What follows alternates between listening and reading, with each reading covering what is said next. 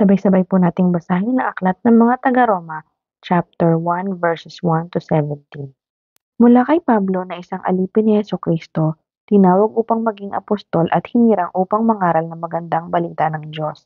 Ang magandang balitang ito na ipinangako niya noong una pa man sa pamamagitan ng mga propeta at sinasabi sa mga banal na kasulatan ay tungkol sa kanyang anak, ang ating Panginoong Jesucristo. Tungkol sa kanyang pagiging tao, siya ipinanganak mula sa lahi ni David. At tungkol naman sa espiritu ng kabanalan, ipinahayag siya bilang anak ng Diyos sa pamamagitan ng isang makapangyarihang gawa, ang kanyang muling pagkabuhay. Sa pamamagitan niya, tinanggap namin sa Diyos ang kaloob na maging apostol alang-alang kay Kristo, upang ang mga hentil ay akayin sa pananampalataya at pagsunod sa Kanya. Kayo'y kabilang sa mga tinawag na maging tagasunod ni Jesucristo.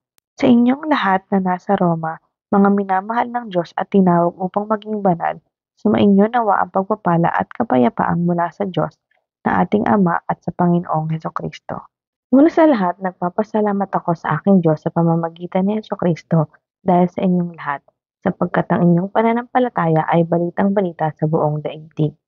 Saksi ko ang Diyos na pinaglilingkuran ko ng buong puso sa pamamagitan ng aking pangangaral ng magandang balita tungkol sa kanyang anak, na lagi ko kayong idinadalangin. Lagi kong hinihiling na loobin nawa niyang ako'y makapunta riyan sa inyo. Nananabik akong makita kayo upang maibahagi sa inyo ang mga kaloob ng Espiritu sa ikatatatag ninyo.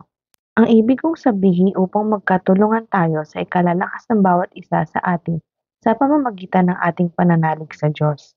Mga kapatid, nais kong malaman ninyo na ilang ulit ko nang binalak na pumunta riyan, ngunit laging may nagiging hadlang. Nais kong makahikayat din diyan ng mga sasampalataya kay Kristo tulad ng nagawa ko na sa ibang mga bansang hentil.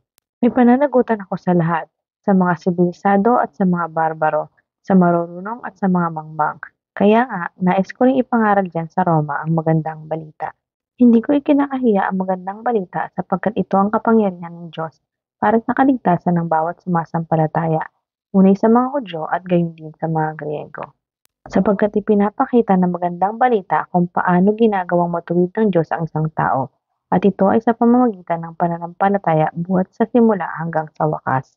Tulad ng sinasabi sa kasulatan, ang itinuring na matuwid ng Diyos sa pamamagitan ng pananampalataya ay mabubuhay.